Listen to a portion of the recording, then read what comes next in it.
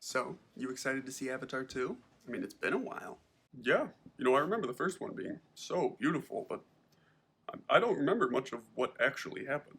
Oh, well, basically, Earth people come to a new planet to mine the resources and they fight with the indigenous people. But there's one Earth guy who turns against the humans and helps the Na'vi fight back. Huh. So, Pocahontas. What? No, nothing like that. Well, did the natives use their bond with nature and the, white savior trope man falling for the princess of the tribe to emerge victorious in the end? Well, yeah. All while serving as an allegory to the horrors that colonialism and unchecked capitalism can bring. Yeah. Right. So, Pocahontas. Yep, it's Pocahontas.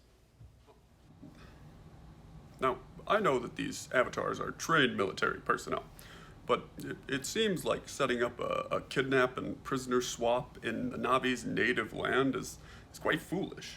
Nah, they're trained specialists. This is a piece of cake for them. Wouldn't the more tactical move be to retreat and force Jake to come to them in an open area where an ambush would be impossible? I'm sure the military soldiers know what they're doing. Right. So, why are they all dying? Well, Jake and Natiri are as good as they come. Sounds like the tactical retreat would have worked. What? I'm sorry, he's the leader of the tribe. And just like that, he's gonna run away and leave their home to fend for themselves? He's got to protect his family. I mean, they almost captured his kids, and we can't have that.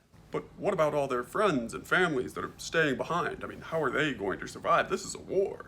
Well, they've been learning how to fight the Sky People from Jake. I'm sure it'll be fine.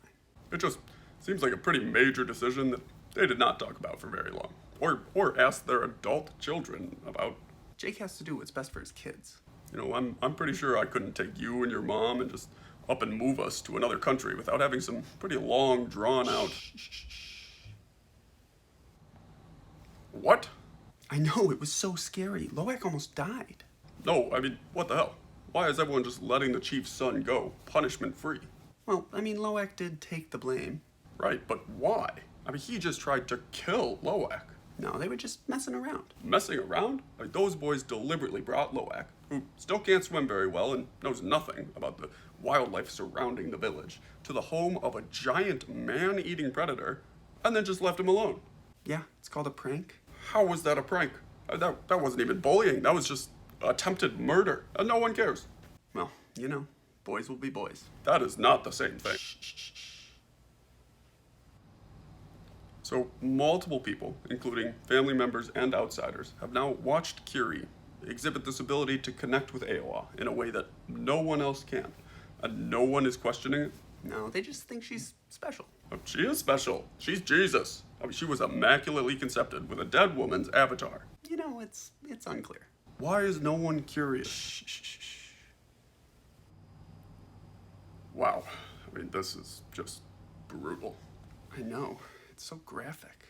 It just feels unnecessary, I mean, we don't need to see whale hunting for this long, especially depicting the hunters as if they're enjoying it so much. Yeah, these guys are bad. Right, but we already knew that.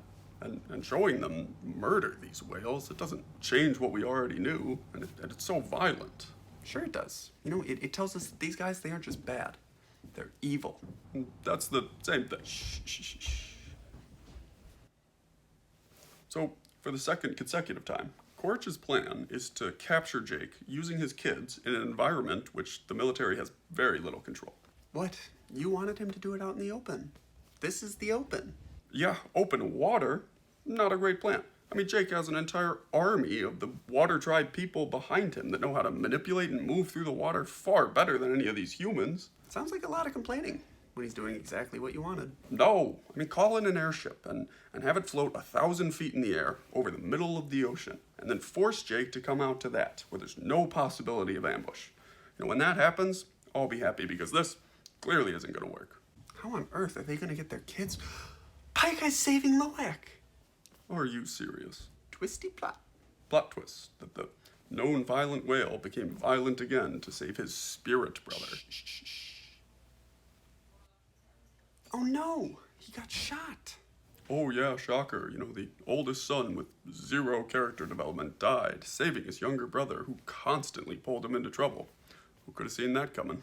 How do you not care? It's so sad. Oh, really? What was his name?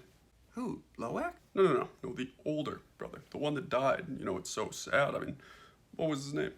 It's... That's what I thought. You're a monster. You're telling me that after 13 years, James Cameron's brilliant Return to Pandora centers around a recycled plot point? 3 whole times? What? This is the third, count them, third time in just this movie that Quaritch has attempted to force Jake to give himself up using his kids. Well, it's a great plan. I mean, it keeps working. Jake keeps coming to rescue them. What? It hasn't worked once, and yet they keep trying it. I mean, every time they lose a couple soldiers, and then Jake and his family gets away. They killed the son last time. Well, Jake wasn't even there when that happened, all right? He was out killing soldiers. Shh. What? I mean, Neytiri and Jake have Quaritch alone in a clear 2-on-1 hand-to-hand fight, and Jake is gonna wait to attack Quaritch alone? He's trying to save his family. Then why not use his way more badass wife and do it together? No, it has to be man to man. That's how it was last time. What? No, it isn't. I mean, last time, Jake tried to kill Quaritch one-on-one and failed, and then Neytiri showed up and saved him. Oh yeah, that's right. This is just bad writing, really. Shh. So, what'd you think? I think there was a lot of pointlessness in this movie. What do you mean? I mean, there were just so many plot points that, never developed into anything. Like, why did Loak make peace with the chief's son? And what became of Curie seizing when she connected to the spirit tree?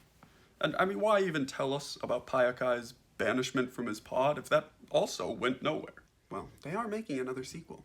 Right, but we're in the same exact position we were after the first film. And instead of identifying and exploring all the cultural differences between the water and forest tribes, we just watched repetitive violence and whale murder. Maybe they'll show more next time. When?